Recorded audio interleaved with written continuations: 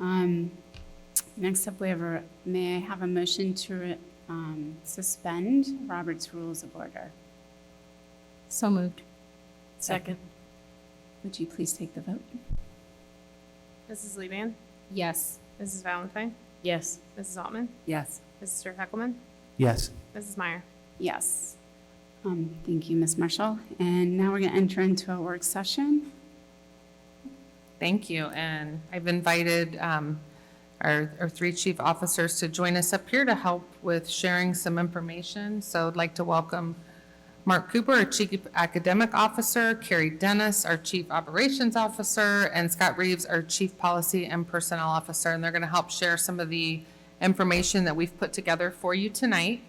And board members, you should have this presentation to be able to follow along, and it'll be up on the screen behind us. But we have been looking at if we were not to be successful with the ballot issue in November, what would that look like in terms of recommendations for reduction? So we're going to talk about kind of the process we went through, what we looked at, and then what we're recommending to you this evening. Obviously, work session, so feel free to jump in as we go, and we'll just try to guide that conversation. So we're going to start, if Nicole, you could go ahead and pull up that next slide. So we wanted to start with just some level setting, because when we start throwing around amounts and numbers, we've talked a lot about different dollar amounts this evening, and we kind of want to put that into scale for you. So just a little bit of information there about our district for those who may not be as familiar. So we have around 14,600 students. We currently operate 3 high schools, traditional high schools, 5 middle schools, 15 elementary schools, which includes 2 of our magnet schools. We have an early learning center preschool. We also have some preschool classrooms that are at one of our elementaries because we've outgrown the space there at our early learning center. We also have an academic enrichment center. This is an alternative learning center that's located across from South High School, where students are able to do credit recovery and acceleration. And we have over 2,000 employees that service all of those students. And then just a little bit of context there on the right side of that slide, we have a $229 million operating budget. We transport 96 total bus routes, which drive over 1.4 million miles annually. We also have 22 total van routes that drive over 300,000 miles annually. We serve over 1.2 million school lunches each year and over 500,000 breakfasts. So just, again, a little bit of scale and size context for you as we kind of have these conversations. And so Nicole's going to give us a little bit of background just on our, I'm going to call it financial validity here for what we're saying, and then we'll kind of get into where we're headed with the recommendations. Yeah, so I think that it's important to understand that this district really does have a commitment to financial accountability. I spent 7 years working for the state auditor's office, and you hired me, so there's that. But no, seriously, I worked 7 years for the state auditor's office from 2005 to 2012, and you know, I come to work every day knowing that we are entrusted with tax dollars, entrusted by our public to spend their tax dollars appropriately, efficiently, and all the things that go along with that. The question we ask all the time is it a proper public purpose? Does it make sense? Like that's what we go by, right? And with that, the Auditor Estates Award with distinction, the district's earned it for 13 consecutive years. That predates me. I've only been around about going on 8 years now. You know, when we had Scott Brown here, he said that he'd like to recognize the board, administration, and finance department. Would like to recognize the board, administration, and finance department that have done an outstanding job watching over every dollar. And that was at our April 21st, 2025 board meeting. About 4% of the public entities in Ohio, it's over 6,000 entities that are audited by the state, actually receive this award every year. So that's a real feat for this district to have been able to earn that for going on 13 consecutive years now. And we, Moody's, our bond rating, I wanted to calculate what the savings was for this, and I wasn't able to get that in time for this meeting, but the district was upgraded from a AA2 to AA1, I think around 2016, And that is a big deal. That is real dollars saved for our community who pays taxes, as that when we go out and issue bonds, which we did in 2020, in order to build our new schools down in the southern part of the district and all of that, that's real savings in terms of interest rates and investors that are willing to buy those bonds. And we continue to have conversations with lawmakers around them talking about messing with property taxes. Because property taxes are such a reliable source of revenue, that risks what our rating will look like with some of these credit rating agencies. And so, but we are a AA1 and we're very proud of that. We continue to be rated every year. They update that rating and we continue to stay at that AA1, which is just a great thing to have. And then we work with the Government Finance Officers Association. We received their Certificate of Achievement for Excellence in Financial Reporting. They review all of our financial reports every year. They send us comments, and we have a little plaque in our office. But it's a great program that we have been part of for a long time, and we continue to receive that award. We also have a commitment to transparency. I think coming into this district, and I'll credit Greg Vibrance, who was our Executive Director of Communications before he retired. But our communications team, I am the keeper of records according to all the things, but our communications team really does a lot of work behind, and our IT team. Shout out to Stifler in the back for all the email searches I have him do on a regular basis to respond to records requests. But they do a great job of really keeping up with public information requests that we have. The auditor's office recognized the importance of good public records policies and procedures, and they created a new award back in the 2019-2020 fiscal year. And our district has received all of the stars for that stars rating system since its inception. And we continually be commended by the auditor's office for having such a great process and transparency in our community.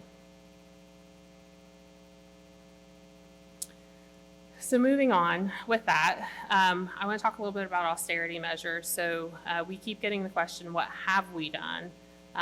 This is a lot of the same information from the previous slide that was in the forecast, but we reduced the fiscal year 2025 budgets by $4.8 million. We reduced current and future budgets for curriculum and technology by over $2.4 million. We absorbed over 30 positions for fiscal year 26, which is our current year, with an over $3.3 million annual savings. And we eliminated that transfer out to the Permanent Improvement Fund.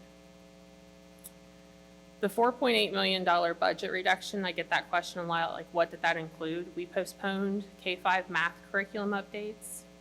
We postponed replacement of access control cards for entry doors, so like what we scan into the building with. We postponed software updates for routing software for school buses. We reduced transportation costs. We reduced contract services and repairs for facilities. We reduced professional development for staff. We reduced instructional software available for students and staff. We reduced instructional supplies that weren't funded through school fees. We reduced planned school resource officer additions at our elementary. We had planned on adding additional school resource officers at some of our elementary schools, and so we reduced those. We reduced professional technical services, so design services, which helps us design and work on some of the facilities needs that we have. And then we reduced services for software on policy updates. So we work with Neola, and we reduced what those services look like in order to have a savings. We reduced technology purchases for individual devices. So when you think about making sure that every child has a device in the classroom, the one-to-one initiative that we were working on, we put that on hold and reduced that. We reduced purchases for audio-visual equipment updates. So those really cool screens that you see in some of the classrooms. We had planned to try to put those in all of the classrooms, and we haven't been able to get there. We reduced reports that were normally produced to help inform our community about different things that are not required. So the example I give here is the popular annual financial reports, probably some of your favorite reading, but it's expensive. It's expensive to produce it, and it's expensive to mail it out to our entire community. And so we reduced that from our budget. So those are probably not all encompassing. I'm sure I missed a few things, but that's a big list of what that $4.8 million entailed. Thank you. When you look at some of the positions that we were able to absorb over the last year, over 30 positions were absorbed, which means they were not replaced, most through attrition, meaning when someone retired or when someone resigned. We did not replace those positions, and you can see 7 administrative positions, 17 teaching staff positions, and 9 support staff positions. And to be clear, the responsibilities of those positions were not that we did not replace. Those responsibilities didn't go away. They were added to the responsibilities of someone else, kind of like Ms. Hamburg mentioned with the administrators and chasing down cell phones, that they were not doing something else. Well, when you're adding the responsibilities of other staff members, then the timeliness and the attention to the quality of service that you get sometimes are compromised.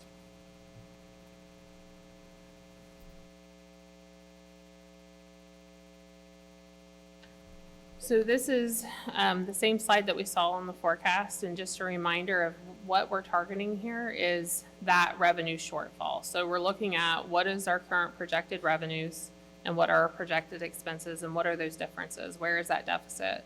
As we plan for the current year and the next 2 fiscal years, it's averaging to where we need to be at about a $20 million reduction if we don't see additional revenues. And we'll have to start having that conversation about looking at beginning in fiscal year 2027 in order to make up.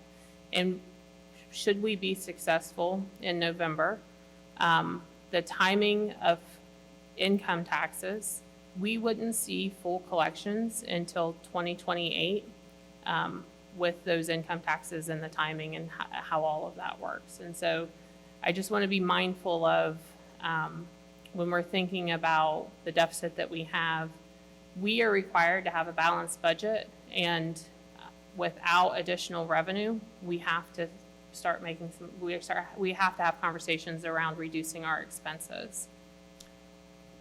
So I think everyone here is aware we do have a ballot issue on the November 4th ballot for an earned income tax that would generate 24.3 million approximately. We are looking at, again, as Nicole said, kind of averaging that out. If we're not successful, so we put the ballot issue on, hopefully that will be successful, but we're trying to plan for the situation if it were to not be successful. So if that ballot issue does not pass and we don't see additional revenue, we need to reduce our general fund expenses. And Nicole's talked a lot tonight between the forecasts and the slides we just looked at on what those general funds look like. We would need to reduce our expenses. So the rest of this is really going to focus on then what would that look like? What would we be recommending to reduce expenses? Scott already shared the list we've reduced. That was only 3.3 million. I say only because we're looking at 20. So when you think about 33 positions being 3.3 million, we've already reduced our budget significantly. As Nicole went over, we've kind of trimmed out what we can there. And so really we're looking at some things that are going to be, I'm just going to say, a little more painful and a little more impactful in the classroom. So the positions that we tried to absorb after the first failure last year, we really tried to do service positions, like Scott said, where people can pick up the work, it's still getting done, maybe not noticing it a lot at a classroom level, but we've kind of cut what we can in that area.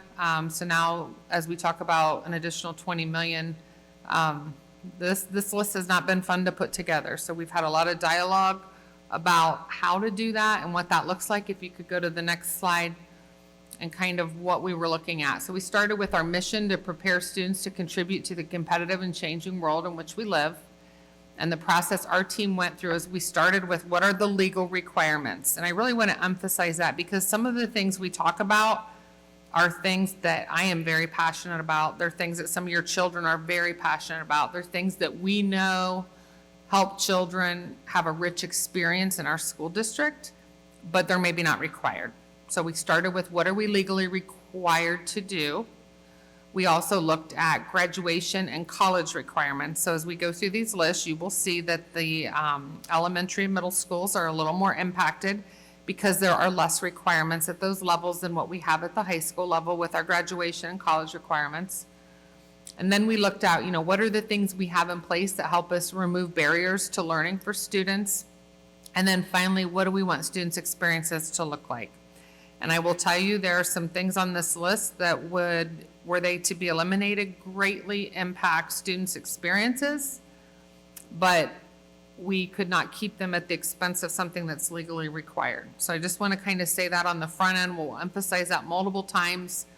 And when you see this, I want you to know that nobody that gets into education thinks this is what we want school to look like. But this is where we are without additional revenue. All right, so with that, we started with, if you could go to slide 11 there. Mark's going to talk about this one. We started with our kind of extras. So looking at the extra and co-curriculars and what we were able to do in that arena.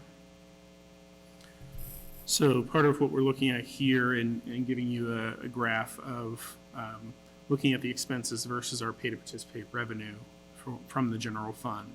Specifically in that chart to the left there, the pay to participate fees currently at the middle school level for the first sport is $90 for the pay to participate. A second sport comes at a discounted rate of $60, and then the third sport at $0. At the high school level, $180 for the first sport, $90 for the second sport, and the third sport doesn't have a cost to it for pay to participate.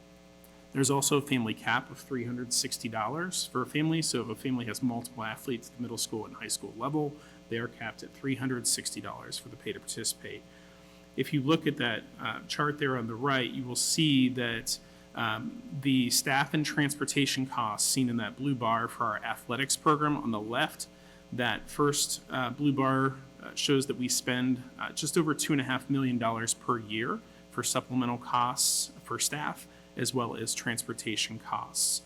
The pay to participate revenue for our athletics is that orange bar. So just under $500,000 a year that we collect on the pay to participate revenue. So there's quite a gap there between what is paid as well as then what is paid out or the expenses of the district for staff and transportation costs in particular. From a clubs and activities standpoint, you will see there that we spend a little over $500,000 a year on supplementals for our clubs, our activities across our buildings, and that does not currently have a pay to participate revenue with that. So there's no cost for pay to participate for the general fund. I do want to highlight a couple of things with these pay to participate revenues or fees. Some clubs and activities do have fees tied to them. So there may be an honor society at a high school level or a club at an elementary level that may come with a fee. That fee goes to the materials, the supplies, perhaps a field trip or something associated with a cost of that actual club. It does not go to paying the transportation or staff fees specifically. With our boosters, our athletic boosters are a huge support to our schools. They may have fees associated with the sports.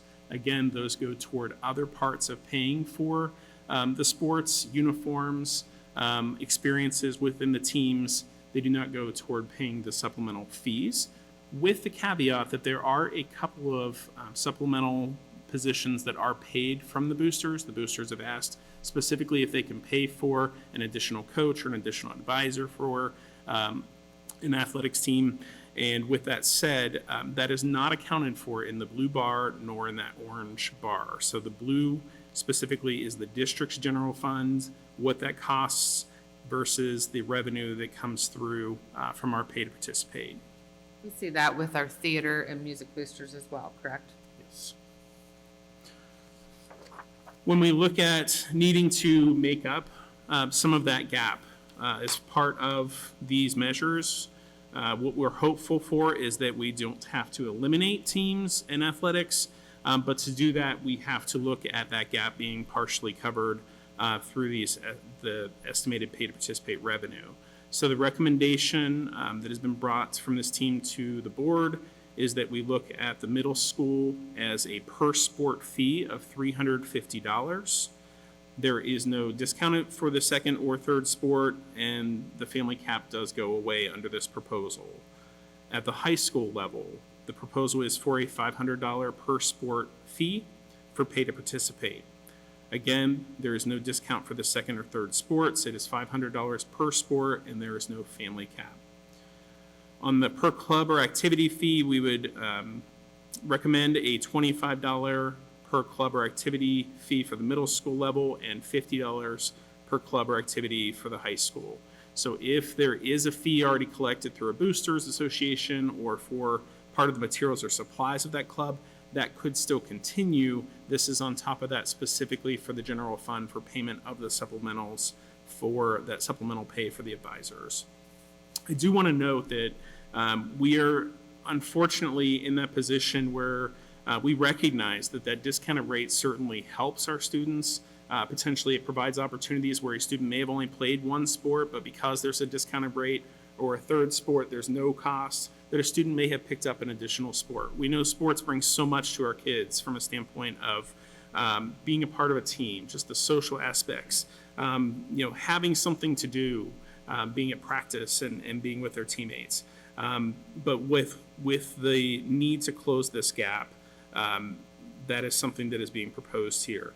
The clubs and activities, same standpoint there. We recognize that, for some, $25 or $50 may seem pretty nominal. We know that that'll add up for students who then aren't able to participate in all the different clubs and activities that they would have liked to. And for that, we know that there will be some loss of opportunities for kids to just be connected with others. With that said, these are the numbers. I will note with the club's activities, it doesn't look like a very large bar on the collection of revenue. You can see the athletics gap closing just because it is such a greater scale of the supplemental staff and transportation costs because it's a lower cost for the club's activities. Again, we're not looking for either of those two groups to have to make up the full costs at this time, but we are looking for that gap to be closed from what is current. Mr. Cooper, I have a question. We keep talking about athletics, but this also would include band and theater and any of the As part of the- related arts. Yes, it's part of the clubs and activities with those, yes.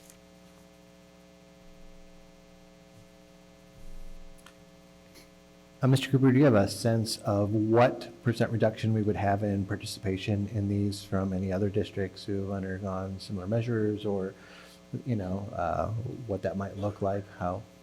Yeah, it is hard to tell. I will say Scott Reeves has a little bit of history on this and can probably speak to that a little bit better. Yeah, for those who were around in 2011, 2012, when we had to elevate our pay to participation fees in a similar situation, we saw approximately a 25% reduction in participation of students, especially in the spring, where we were trying to capture students to play a second and or third sport. So we did see approximately a 25% reduction in participation.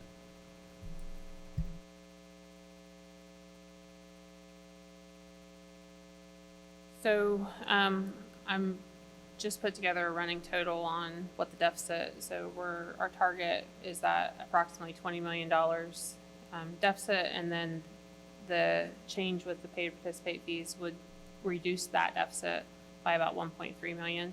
I want to stress that these are estimated amounts that we're using here today, and actual amounts will definitely differ.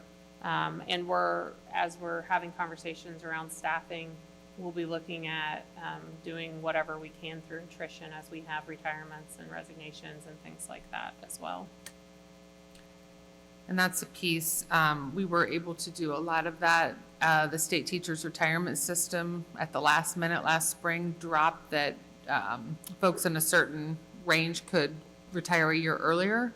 That is always a possibility. I know there's a big push to try to get that back to 30 where it used to be.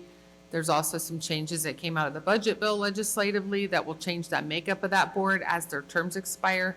So we look to see maybe some action there. So there could be some changes that happen with retirement age requirements that impact what we're able to do. And that is impactful because if somebody retires and we absorb the position, typically somebody at the end of their career at that high end of the pay scale, their salary would equal about 2 brand new people in that role. So it does impact how many people, what types of reductions we need to do. So just kind of keep that in mind as we go throughout the presentation.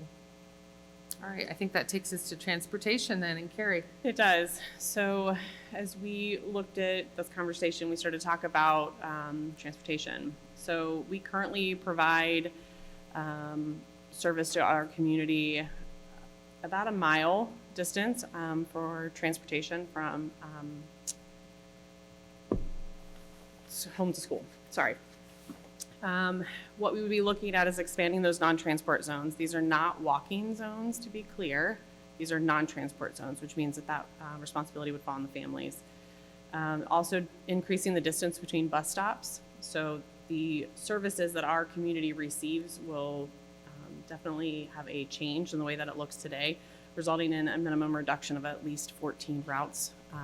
So we currently have 96 bus routes, so we would look at least 14 reduction. I'm sorry, could you clarify what a non-transport zone is for those of us who aren't in? Yeah, so a non-transport zone is that where in which the district is not responsible for providing transportation.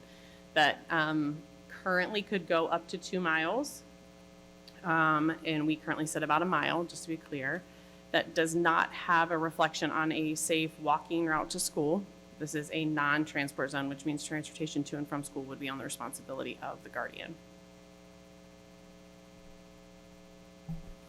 Just a quick question. It's my recollection that the state does not require us to transport high school students. That's correct? That is correct. And we had a lot of conversation around that directly. And at this time, given the makeup of our district, we are 52 square miles, and where our high school buildings lie, that would be absolutely devastating to our student population and their ability to get to and from school on a day-to-day basis. But that is also something that we did consider and would be allowable. It's just not something we're recommending at this time. Okay. Thank you. And part of exactly what these route reductions look like would depend on what happens with these other items, because all of that affects our transportation too. So again, just keeping that running total, after subtracting out the co and extracurricular pay to participate fee changes and then the transportation, we have a remaining deficit of about 17.7 million.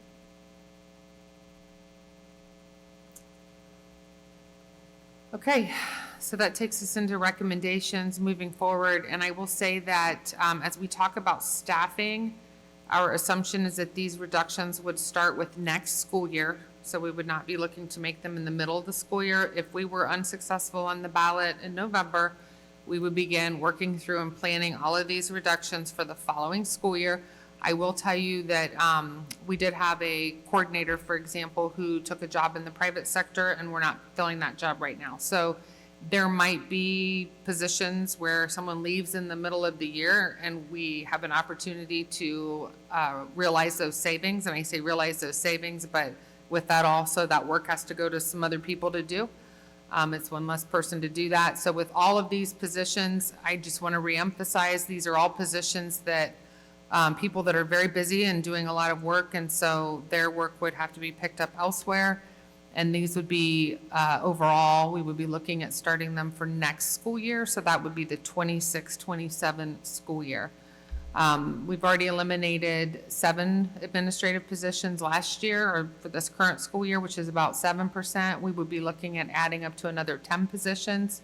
The majority of those would be at the district level, but there could potentially be a few at the building level as well.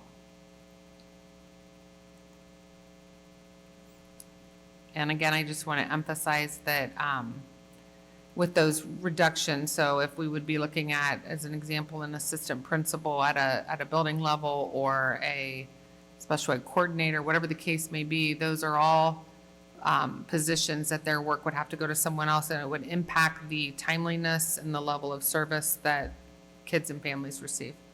So we would be looking at up to 10 in administration. And then next up is elementary school. So just note, Angie mentioned the difficulty of walking through this and coming up with these recommendations to the board and that legal requirement. Having been an elementary teacher and elementary principal myself, very difficult to talk Mark, through this. I'm but- sorry. It's kind of hard. I think we're having a little hard time hearing. Maybe Yeah. others will too, so we can remember that there are other people. Is that any better? Thank you. Sorry about that. But I've just noted as a former elementary teacher and elementary principal myself, talking through what this looks like for an elementary student is concerning and quite honestly a catastrophic experience for our schools. But nonetheless, it is where we are with some things, and the recommendations being that we would propose eliminating art, music, and physical education classes at the elementary level, as well as library media specialists. So this would be up to 44 positions in these areas. Now with that, we would be looking to then also have to consider the reduction of time in the elementary student day to allot for the appropriate amount of time for planning for our teachers and ensuring that that the students are able to get the work that they need, but the teachers are able to get their time for the planning as well, as oftentimes teachers are planning during those specials times. Can you, Mr. Cooper, talk about what is required by law for time for elementary and what we're talking about here? Yeah, so art, music, and physical education are not required by law, nor are library media specialists to have those. Again, this is I think, kind of an expectation that our community has, and certainly districts around certainly expect of having these opportunities for kids. We know that students get so much out of our art, music, and physical education classes. It's an opportunity for them to, in many cases, shine their light and what makes them enjoy coming to school, quite honestly, for some students. And so at the end of the day, they're not required by law for elementary school. We are required to hold to certain class size limits across the elementary experience, but art, music, and PE, physical education, are not required. And how much would you're talking a potential reduction of time in elementary student day. What does that look like? In terms of- Yeah, so currently the state has hours requirements for the whole year that we meet those requirements. We do go beyond the required minimum of hours for the school year. It's approximately 10 to 15 days beyond, 10 to 15 days worth of time that we go beyond the hour requirement by the state. The state used to have a day requirement. They moved several years ago to an hours requirement. Our school day is long enough during each day times the days that students are in session, in that if we were to look at a reduction of perhaps 20 minutes, 30 minutes, 40 minutes, we'd have to look at that number, and certainly we would look at that information for the board, if it is necessary after the ballot issue in November. But there is the potential of reduction of time that then would allow our teachers the appropriate amount of planning time, as again, they get that right now during those specials times. Thank you. And just so my math is right, when we say up to 44 positions, 15 elementary schools, that effectively means that there would be no art, no music, or no PE at the elementary level. Is that correct? That is correct. We currently have 36 art, music, and physical education teachers at the elementary level. So 12 teams of 3 essentially, and then our library media specialists beyond that. So some of the buildings share coverage.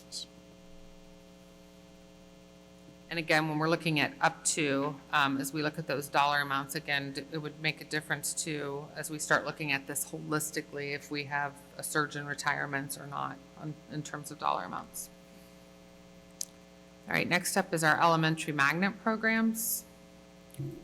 And so we would recommend that if we were not successful on the ballot, that we evaluate our magnet programming. Currently, we have 2 buildings.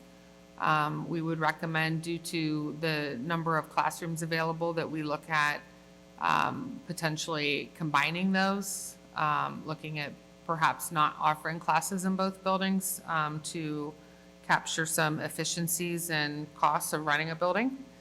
And what this would do for us is it would reduce the overall number, not what it would do for us, I'm not saying like that's a positive, it's a negative. It would reduce the overall number of magnet seats that would be available overall in the program.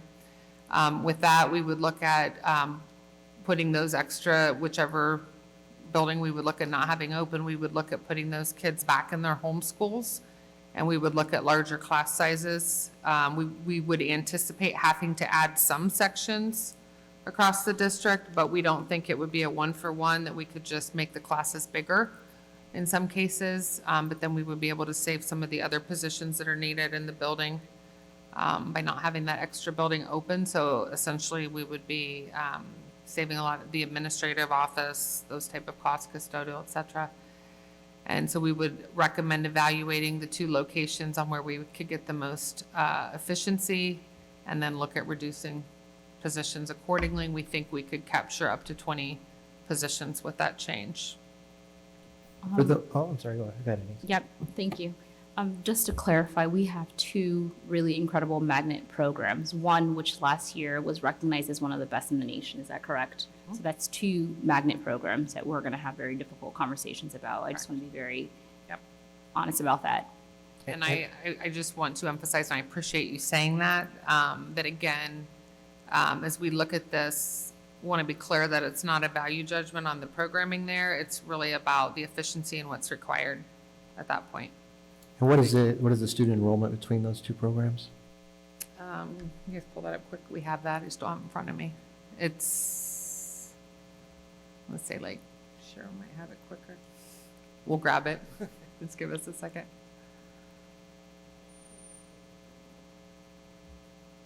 You got it? When you look at the student enrollment of Emerson and Hanby, Emerson's approximately 230. And Hanby's a little bit bigger than that, so you're talking 500, maybe just a tad over 500 students. Carrie has the actual sheet up. That's right. So, yeah, I got it. The two together have a combined enrollment of 625. So Emerson at 253 and Hanby at 372.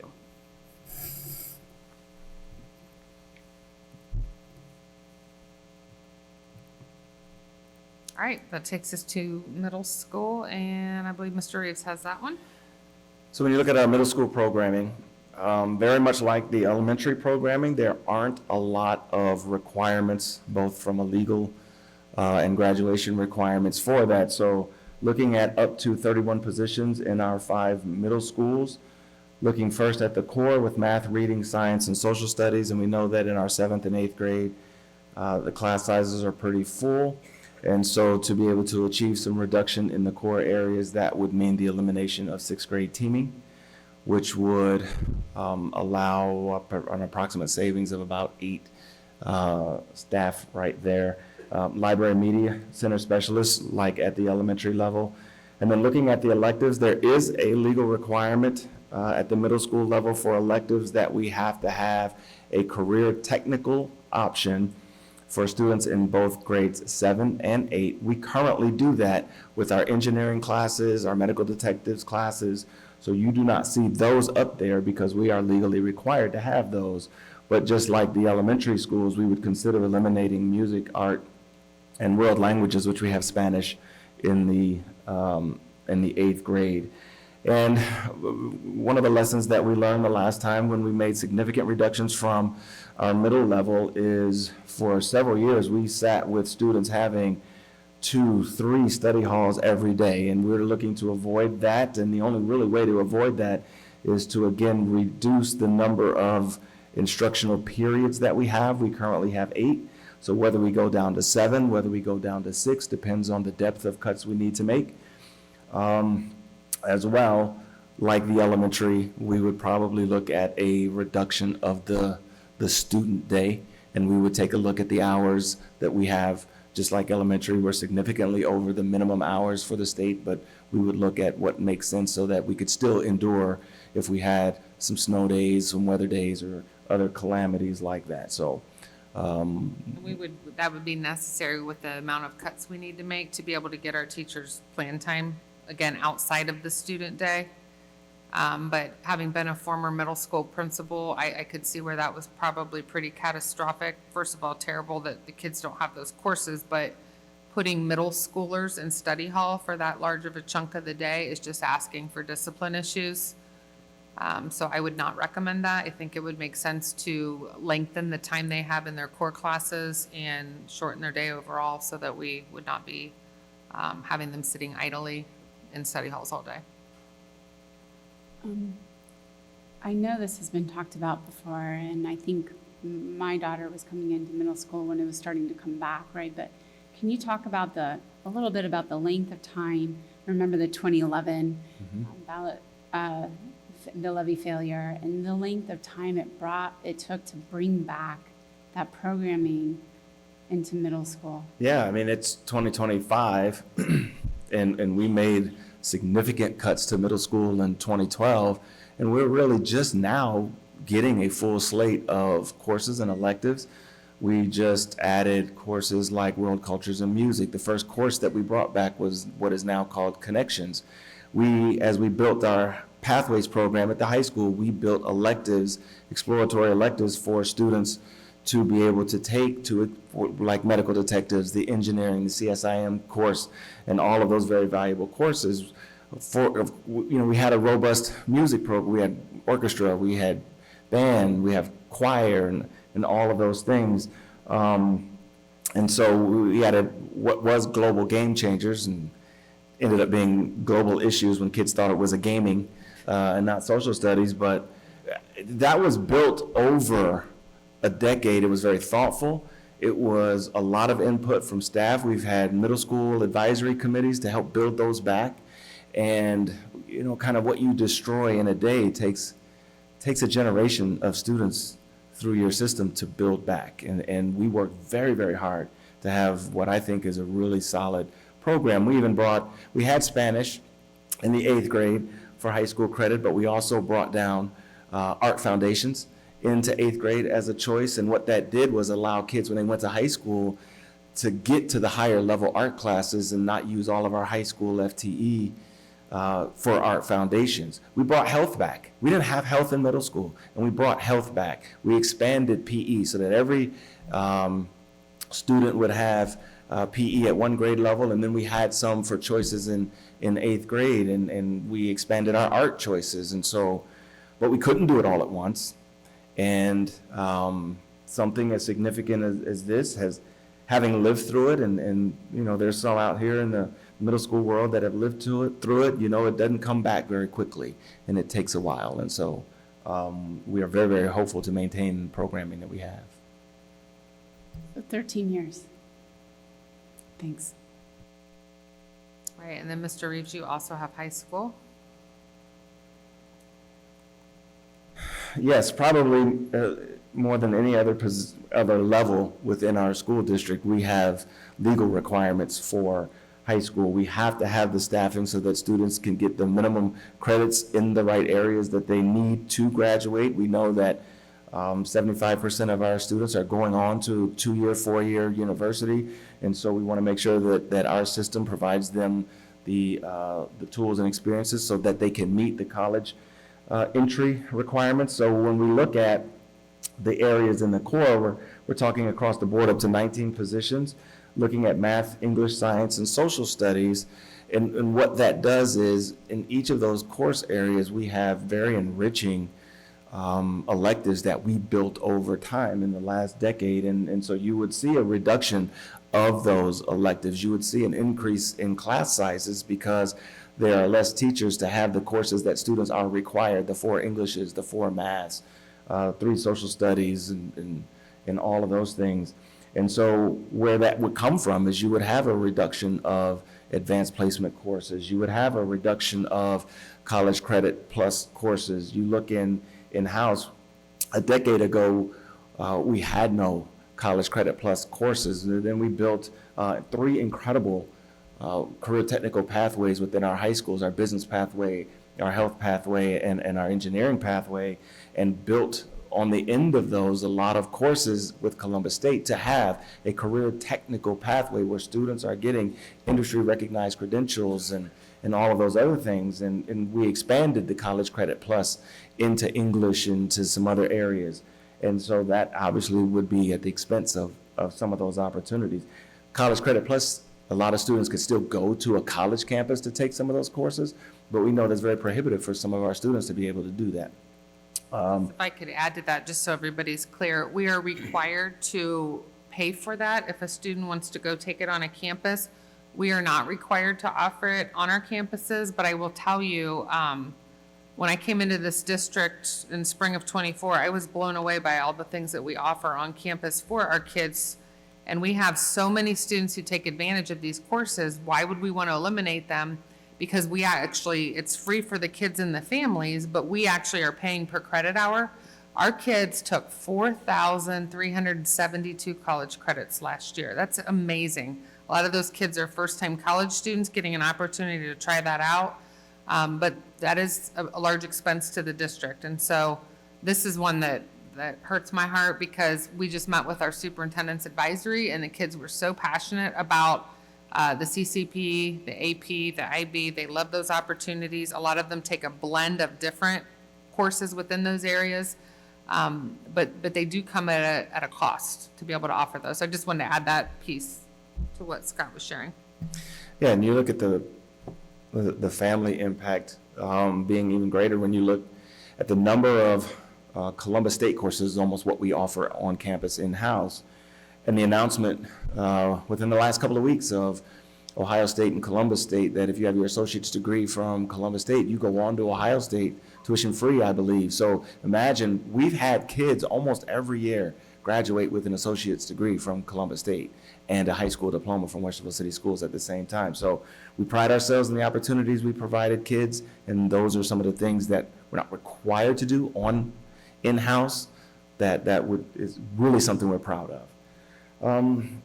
Elimination of electives, when you look at the number of core teachers we have, math, science, social studies, and English, and the number of credits that they have to graduate, they only need 5 elective credits to graduate. And we've built very robust music programs and art programs, both visual art programs and creative arts and computer science and business programs and all of those things in our languages. And we would have to take a serious look at enrollment patterns and different things that kids are choosing to see what we need to reduce, because at the end of the day, to graduate, they only need 5. And then library media specialists, and it would be a conversation to consider the phase out of the International Baccalaureate program at Westerville South High School. I have a question around that, Mr. Reeves. So when we say phase out of the IB program, I know we talked about these cuts needing to happen in 2020, in the next school year.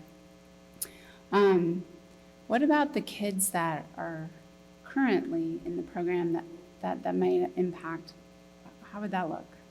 Yeah, it's a great question, and something that has actually been supported within the court systems of our country is that when students, IB is a 2-year program, they begin their junior year and they're finished their senior year.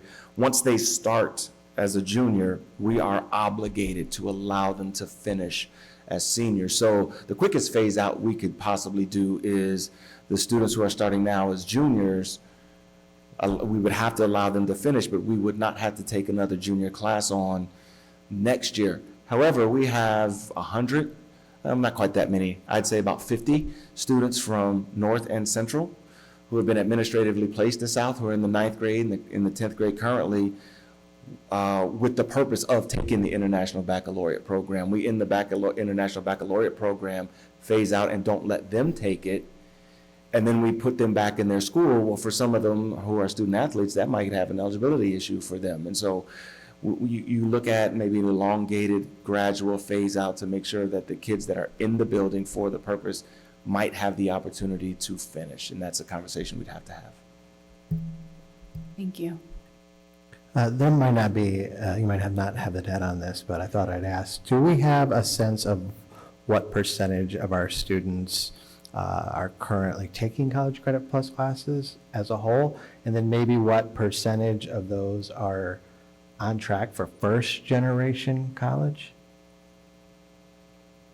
We might have to get you that Okay. information. Yeah, I was I'm just- sure we do, I was but just not at our curious. So fingertips. you can take a peek at the 6th component on our state report card, and they do give you a measure of the percentage of a class that did have some measure of at least I want to say 6, but don't quote me on that, college credits by the time they left. And it's an impressive. I mean, we set a goal a long time ago to have 3/4 to 80% of our kids have some kind of transcripted college level credit, whether it be CCP, AP, IB, or career technical, as we looked at career and workforce readiness, so college readiness. So I could get you that, but there is a measure of that on our Thank you. report card. We do have a lot, and I'll just throw it out while we're on this topic. And I know that Mark is planning to do a presentation on the report card for you all next month. But the new college career readiness measure just came out, and we were pretty disappointed, as were a lot of districts, with the way they gauged that. So on that measure in particular, you have to take 12 college credit plus hours in a year to count as a CCP student, for example. You have to get a 3 or higher on 3 AP classes or 3 AP exams in a year to count. And so we have some students that do, a lot of our students, and we just talked with them, as I said, at Superintendent's Advisory, who do a hybrid.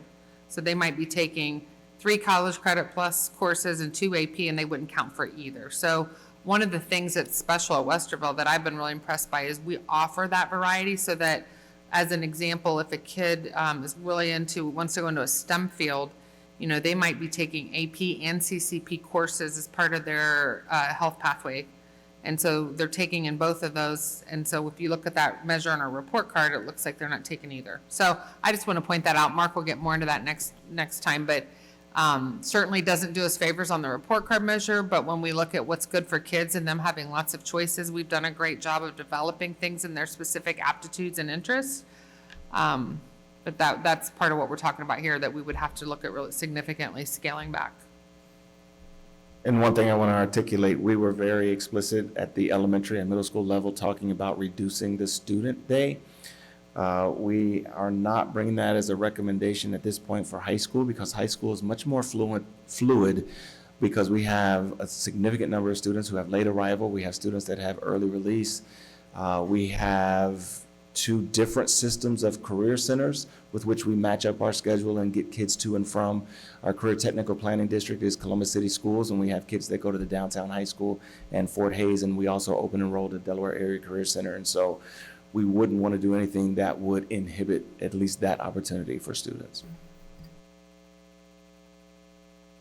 Okay, next up, Mark's going to cover the next slide, which would be other positions across the district that we would want to consider. So obviously, we've hit there the major categories, specifically administrators, elementary, middle, and high school. The other positions then that we would need to consider for elimination, because we don't get to that $20 million deficit, even with all of those reductions. So we would need to consider our gifted resources and support. We do have some self-contained classrooms at Hamby Elementary School. So depending on how that magnet program conversation goes, there is that potential to some changes within our gifted program. Other areas that we would look at beyond the building level would be our specialized learning programs, our curriculum and instruction and student services departments and resources across the district. Also technology support for the district and positions that we have for the tech support. Our HR team and fiscal support positions, as well as custodial and maintenance across the district level. So a lot of detail that would need to come with the planning of this, but those are other areas that we would need to consider beyond the classroom levels. All right, takes us back to you, Nicole. Just really quickly, on the gifted piece, you just briefly mentioned the self-contained class, and it's important we keep talking about what's required, right? And that having a self-contained gifted classroom at elementary is not a requirement. I just want to Correct. clarify that. Yeah, thanks. Yeah, the state of Ohio still has the identification requirement for gifted. It does not have a service requirement for gifted students. There are definitely some standards and expectations if you do serve students, but that is not a requirement under law.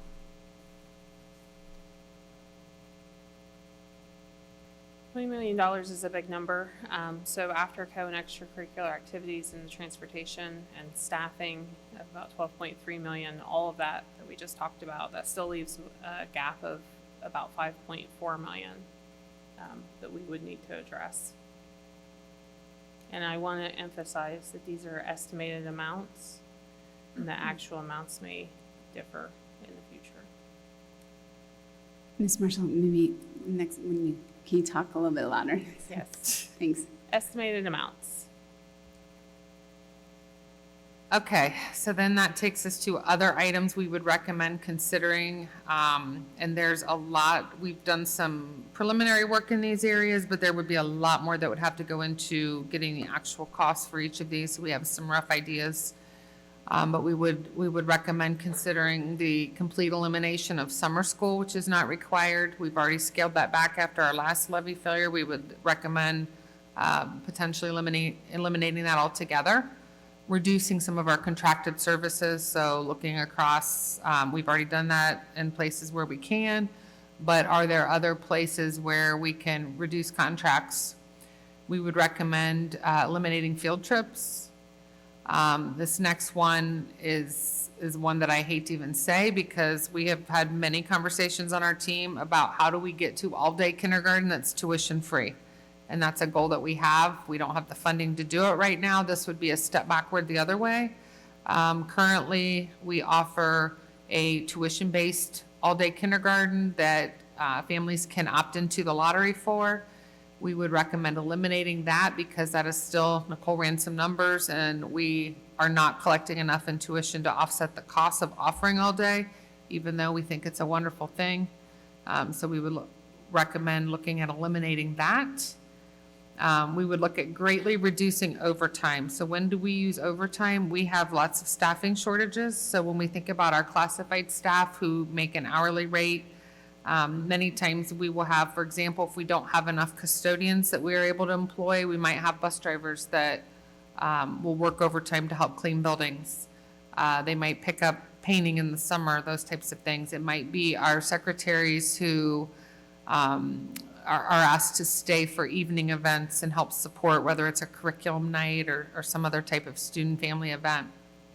It would be looking at a cleaning schedule, which we already have reduced our cleaning services. So again, as we talk about the cost, there's a financial cost, and then there's a cost in what this does for us on a day-to-day basis. And we would be looking at a reduction in cleanliness would probably be the biggest one we would see there.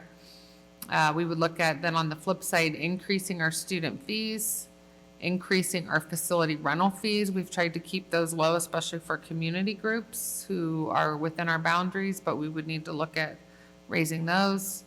And then Mark talked at the beginning about the pay to participate piece of trying to offset the gap on some of our supplemental contracts, and we were focused there on the co and extracurriculars. We also, we would recommend looking at reducing some of those if our participation numbers are lower. We would look at also, we have some supplementals that are things like department facilitators, people that perform really valuable tasks during the school day in addition to their regular jobs that get paid a supplemental contract. And we would look at recommending reducing many of those.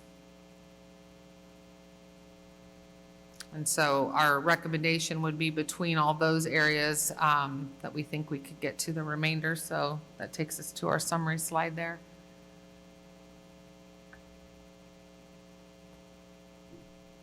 So at the last agenda item, the last agenda item, understanding business on the agenda is this specific list that is being recommended to the board this evening. And so we would be voting on this list.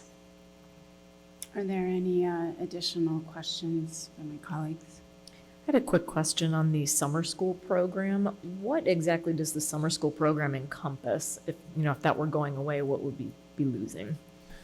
Already made drastic reductions. We're at this point mostly looking at, this past year, we've mostly looked at like credit recovery. We used to do a lot more with our younger students who weren't on track with reading and math. That's the big part that we cut out this past year. So we have opportunities in the summer for kids to get back on track toward graduation requirements. And I don't know if either of you have anything you want to add. For those of you who may not realize, Scott was most recently the academic person, so that's why he's jumping in a lot on that as well. He's got a lot of that historical knowledge. Yeah, we actually built a really robust program with the use of ESSER funds. And we had a very, we brought from kindergarten through 8, and we utilized 2 different buildings. We filled them both. We fed kids. We transported them. We didn't used to do that a decade ago. We scaled that back significantly, coupled with the levy failure and the end of ESSER funds. And we just focused on credit recovery at the high school level. We did not do K-8 intervention and summer programming, but we know that to expose students to some academics over the summer mitigates learning loss over the summer and keeps them exposed and their brains clicking on the things that teachers are teaching them all year. And we would just continue to eliminate K-8 and push credit recovery back into the high schools.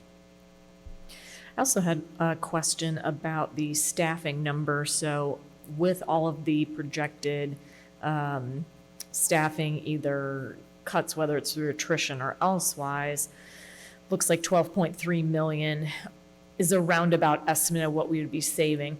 For some of those eliminations, if it happens to come with, let's say, eliminating some AP programs or eliminating, phasing out International Baccalaureate, are we also capturing any amount in here that we would be saving from not having to, let's say, purchase curriculum materials for those AP classes or IB? Is that captured in here as well? And if so, where?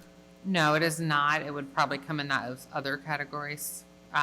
So these are all really looking at the staff costs as we look through there. And even if we, I talked about how some of these things would impact transportation as well. So when we think about the magnet conversation, for example, if that would happen, that would impact our transportation. So there's definitely some cause and effect that would happen across there, and we would anticipate some additional savings. And certainly if we were able to capture some of those, and that would mean less staffing reductions, that would be a great thing. Okay, thank you. And I would just say from last year as well, one of our austerity measures was to push our curriculum adoption cycle, and we pushed purchases out a couple of years of things we were not required to do and only bought the things that we legally had to do. So that would probably continue that push further out. Mr. Reeves, just following up on my colleague's question. So when we say we would push credit recovery back into the high school. So if I was to fail, let's just say algebra, I'd have to take algebra over again the following year. Yeah, and right now at the high school, if you're a student, you really have 3 choices. If you don't have summer school, you could take that class over again in the classroom. Again, we're already going to be stressed with class sizes, so now you're putting a few more students in. We do have, Apex is the online program that we use for credit recovery, and we do have some mechanisms that we have and are building for students who may be a credit or 2 behind to be able to catch that up, whether it's in a study hall period or if they had early release or late arrival, the opportunity to catch up some credit there. And there's always the Credit Flex option where students on their own can submit a Credit Flex application and independently earn credit on their own time. And so those are the options that currently exist, especially for students who are just a couple of credits behind. Thank you for walking through that more. Any other? I do have a question. I'm just thinking a lot about the forecast and specifically different buckets, like our EL populations, or special needs, et cetera, where we know that there is a significant reduction in funding that we're anticipating right now. And I know the purpose isn't to get into specific, who and what, but just full transparency, is it safe to say that we would also anticipate reducing positions even outside of the classroom, like, administrators throughout the district that also support parent-facing roles in the buildings, et cetera, and can you provide examples? Yeah, we would need to look under, when we looked at that slide of other positions to consider, we would look at our specialized learning program, things that aren't legally required. Many of our students with special needs have certain requirements legally, so that is a great deal of staffing and what is required versus then within our specialized learning program, some of our English language learners, some of those others that are support roles may not be required. We did have an elimination, as you may recall, from our elementary of some English learner paraprofessionals, for example. Those weren't required by law, and so those eliminations occur with the changeover this past year.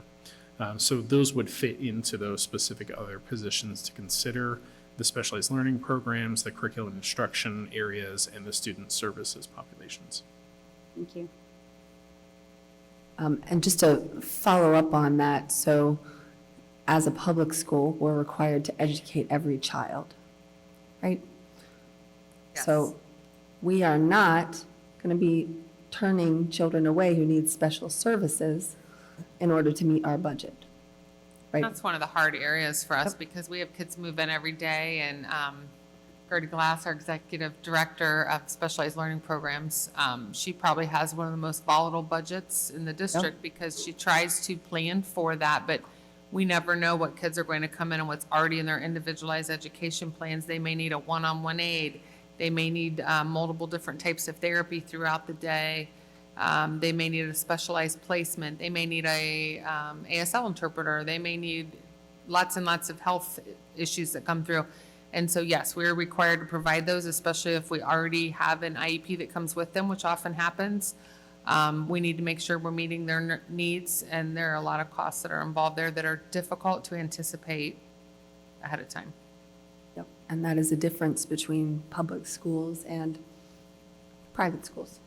Correct. Private schools can say, we don't have the staffing available in that area, we don't have the resources available, so we're not able to serve your needs, but we are not able to do that. Thank you.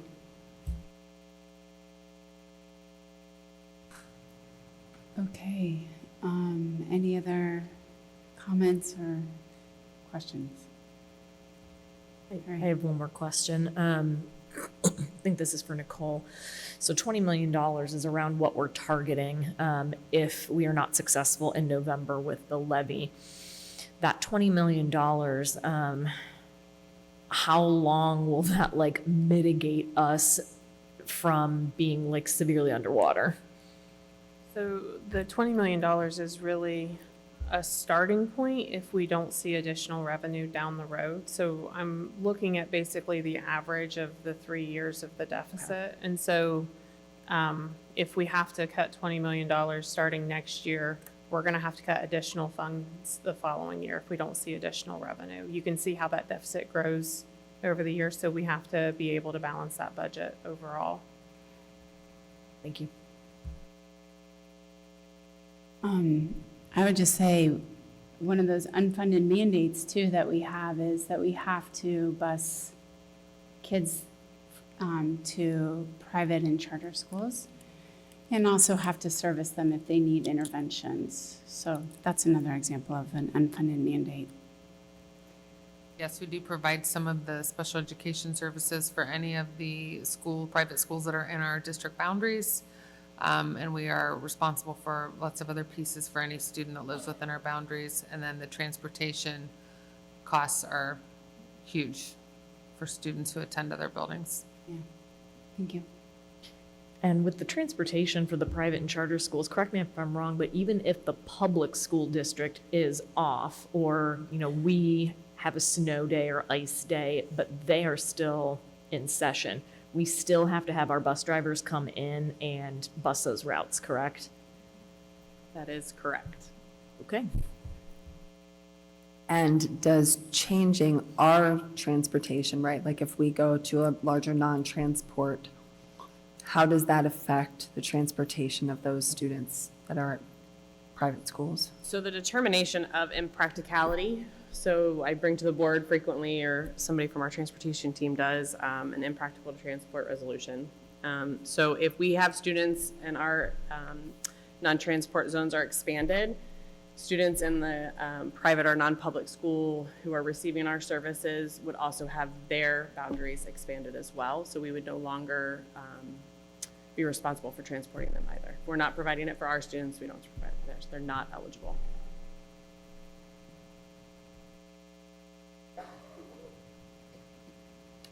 Okay. Well, we have to enter back into, may I have a motion to, reinstate Robert's Rules of Order? So moved. Second. And,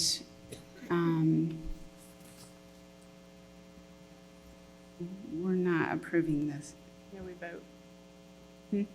Okay. No, yeah, can you take the vote on the Robert's Rules? Sorry. of order. Mrs. Valentine, Yes. Mrs. Leban, Yes. Mrs. Altman, Yes. Mr. Heckelman, Yes. Mrs. Meyer. Yes, and though what I'm asking is, we're not approving this list at the moment. We're gonna take public comments, or are we approving? We have public comments up. Yeah, okay, never mind. Okay, Can I make a motion? Can we make a motion to adjourn for 5 minutes for a break? Being here 2 hours so far? yeah, Recess? Yeah. just a Just a quick recess. recess, Yep. yeah. So Quick may I recess. have a motion to do you made a motion, may I have a second? Second. Okay, can we take the vote? Yes. Mr. Heckelman, Yes. Mrs. Leban, Yes. Mrs. Valentine, Yes. Mrs. Altman, Yes. Mrs. Meyer. Yes, so we'll just take 5-minute break. Bio break. Women's is right off that way. It's 8:03, so we'll be back at 8:08.